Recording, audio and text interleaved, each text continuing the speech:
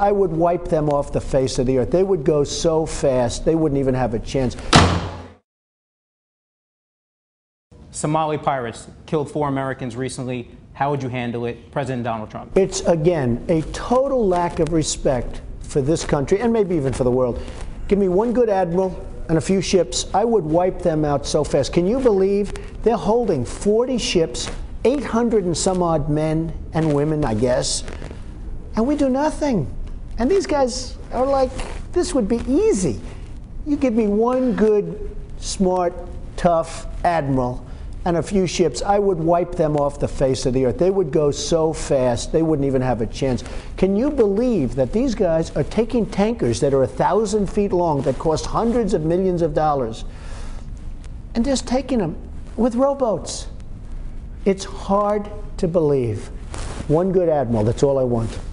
There's been a union now unrest, mass protest in Wisconsin. It's flowing over to Indiana and Ohio, New Jersey, about ending collective bargaining rights and making unions, public unions, pay more into their health care. Well, really not in New Jersey, because Chris Christie has not come out against collective bargaining. He hasn't come out. How would you handle, though, the union situation in general? Well, I grew up with unions. New York is largely union. And I sort of spent a lot of time also in Florida, which is a right-to-work state, so it's a very different kind of a thing.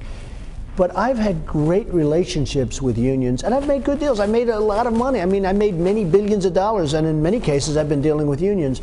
So collective bargaining doesn't bother me so much. Now, I think each state is different. I see what the governor of Wisconsin is doing, and I fully understand what he's doing, and he wants to get things in order, and he wants to get it down, and this is the way he feels, and I can understand that. At the same time, you'll look at New Jersey and other places where they're not looking to take that stance. They'll bargain with the union in a collective fashion. So I can live both ways with it. I fully understand both sides of the argument. But again, coming from New York, I've made a lot of money with collective bargaining and dealing with unions through the collective bargaining process. Do you agree with how Governor Walker has handled the situation? Well, he's handling it the way he wants to handle it. I respect his toughness.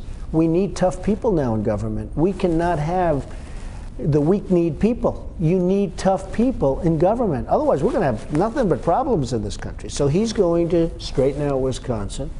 It may be horrible for him politically, or it may be good for him politically. Right now, I think it's very mixed. Nobody knows exactly what the end result to his future is. He's taken a very risky stance. But I do like the toughness. I do like the fact that he's willing to take on an issue. Whether I do it that way or not is different, and maybe I wouldn't do it that way, but he is a tough guy, and we need tough people in government. We need people that are going to fight, because otherwise, I mean, we're going to go the way of Greece and Spain and so many other countries seem to be going. Do you think public employee unions are paying their fair share when it comes to pensions and health care costs? Well, I think that's a different, I mean, you have some unions, the answer is absolutely yes, and you have others that are getting a free ride. There's no question about that. But you can say that, too, about individual people.